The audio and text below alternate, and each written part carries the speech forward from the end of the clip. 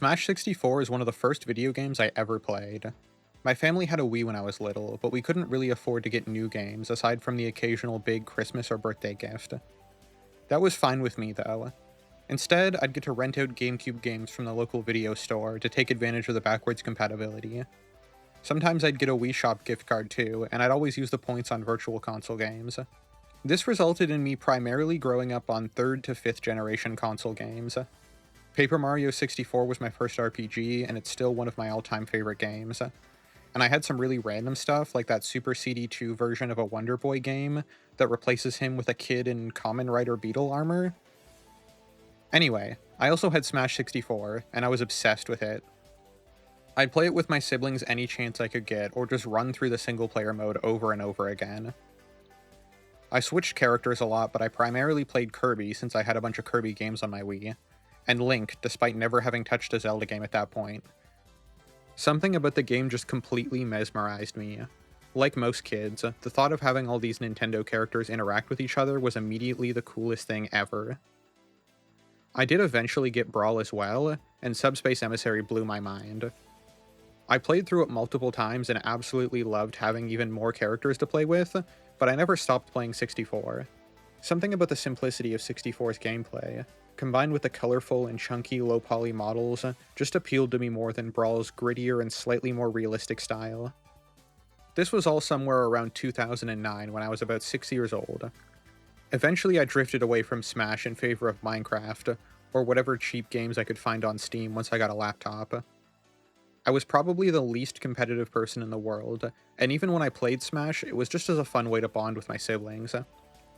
I didn't compete in sports, didn't play online shooters, and thought fighting games were just too complicated. The only thing remotely similar that I managed to stick with was skateboarding. I loved the idea of a hobby that let me compete with myself to improve my skills. I honestly barely thought about Smash Bros. After that. That is, until early 2017, a full 8 years since Smash had been a normal part of my life. My older brother showed me this clip from the 2016 Super Smash Con combo contest. That time missing the launch on the dash attack. Yeah. This up air he's doing right here is really tough. Tougher than it looks. That sliding up air. Oh. Oh! God, and the entire venue pops off simultaneously. I know it might seem silly to say this, but this moment genuinely changed my life. It reignited a love for Smash I hadn't felt in almost a decade. I fell down the rabbit hole of watching old Prince and Isaiah combos, obsessing over how cool it was that people could push the limits of an even then decades-old game. We started playing Smash 4 together daily, and I grinded in a way I had never done with literally anything before. We would play for 6 to 8 hours every single day, watch tournaments for Melee and 4, and it basically became the core of my personality for a while. The fact that Ultimate came out only a year later just further cemented my fixation. The B-roll you're seeing right now are actual clips from my old YouTube channel I lost the login to. I genuinely thought these were insane combos back then for some reason. Smash impacted me in a lot of other ways as well. Attending local tournaments and constantly striving to improve did a lot to make me more disciplined with my hobbies, and it's something that I carried over into my writing and eventually video making. It helped me open up socially, and I ended up meeting a lot of online friends that introduced me to their friends, resulting in a ton of lifelong connections I still have today. Once the pandemic hit, though, I lost a lot of my drive to play Smash. Part of it was that Ultimate didn't have very good netcode, and I didn't want to just sit in training mode alone all day. I committed a lot more time to writing, but the friends I had made through Smash encouraged me to try out other fighting games. I tried pretty much everything, but after having fallen in love with Terry's Smash moveset, I ended up sticking with SNK games really hard. I picked up the Code Mystics port of King of Fighters 2002 on Steam, and immediately got hooked. To this day, it's still one of my all-time favorite fighting games, and I think a lot of that is because out of any traditional fighter, it has the most shared DNA with Smash. Mechanics like short hops and rolls, as well as the emphasis on aerials and jump-ins compared to other fighters, meant that I could apply a lot of what I had learned in Smash to this new game. I was already used to Terry's motion inputs, and before I knew it, I was completely sold on traditional fighters. Getting some distance from Smash after a few years of competing also helped me realize that tournaments are not really my thing. I love watching them, but the experience I value in fighting games comes from the connections and the joy of you and your opponent pushing each other to your limits. I get as much satisfaction being hit by a crazy combo as I do getting hit by one. For me, the draw of fighting games comes from growing as a player and watching those around me grow. 64 exemplifies that perfectly. The chunky cartoon style is great, and the mid-paced, high-aggression gameplay just feels amazing. Simplified movesets and a lack of air dodge means that you can get incredibly creative routing combos and creating your own idiosyncratic playstyle. Suffice to say, Smash 64 is special to me. It's literally the thing that ignited my passion for the genre, both originally and later in my life.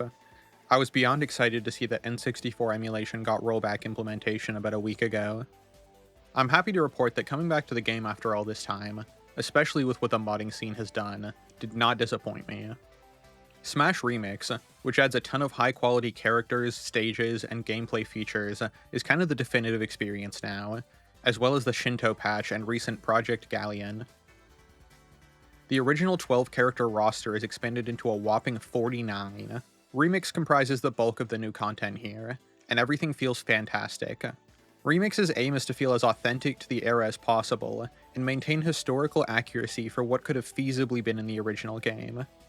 The Shinto patch, which was made by a Remix developer but never formally integrated into the mod, adds Cloud, Ken, and Ryu.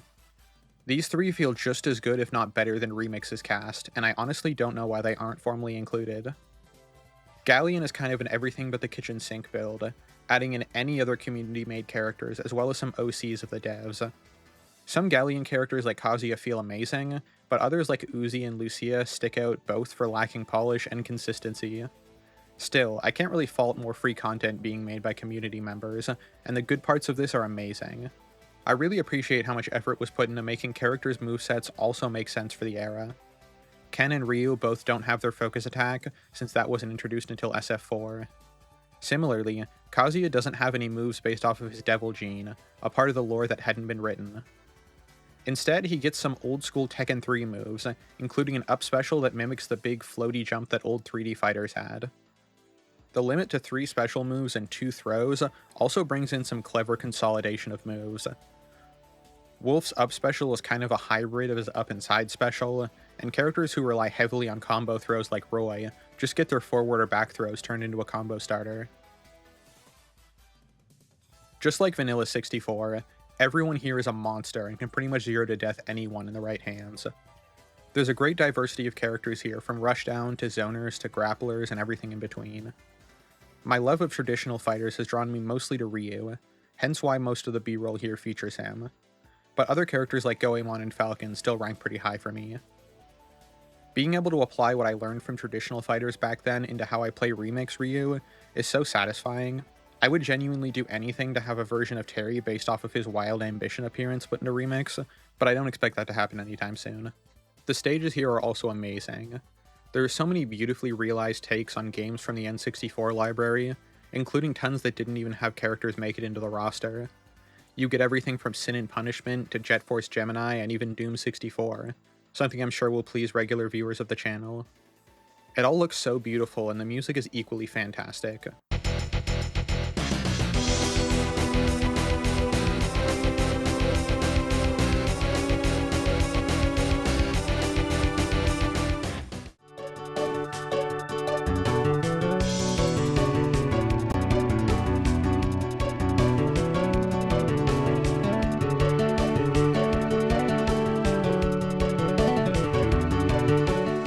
You're basically getting an entire new game here, built on the foundation of the original. You can customize the way gameplay mechanics feel to be more in line with other Smash titles, mixing and matching mechanics or keeping it entirely vanilla. There are practically endless combinations that tweak how it feels to play, and it's so fun to mess around with. In the best way possible, it's like a sandbox of toys to play with for platform fighter nerds. The past week or so, I've spent an obscene amount of time playing modded 64 with my friends and partner over Discord. I didn't realize it at first, but reconnecting with this game started hitting me pretty hard, and it's why I decided I wanted to make a video about it. Due to a lot of mental health issues I don't want to get into, I missed out on most of my childhood. And coming back to 64, I get to reminisce on one of the few truly happy things from back then, and even more importantly, make new memories. Getting snacks and hopping in a Discord call to play 64 for hours and just hang out with friends feels so much like how it was sitting on the couch playing it with my siblings back then. Teaching it to new players like my partner and pushing people or being pushed to my limits to improve my skill in a friendly environment is the quintessential fighting game experience for me. It's so much more than nostalgia for me too. Having played so many games since then and gotten so much better at Smash, I'm enjoying it more now than I ever have. I don't know how many people are going to care about this, but I don't think it matters. I'm still inspired by those decades-old recordings of Isaiah's CRT as he pushed the game to its limits. That's not something you do because you want to get famous. You do it because you love the game so much. If there's anything to take away from this video, it's that you should go do something fun with your friends. It doesn't matter if it's online or in person, or even a video game. Sharing hobbies and experiences you love with people who care is probably the most valuable thing life has to offer. I have no idea how long the back half of this video will be, but it'll just be cut up footage of me and my friends playing the game. I hope you enjoy, and I hope that you have a game or work of art that means as much to you that you can share with the people you love.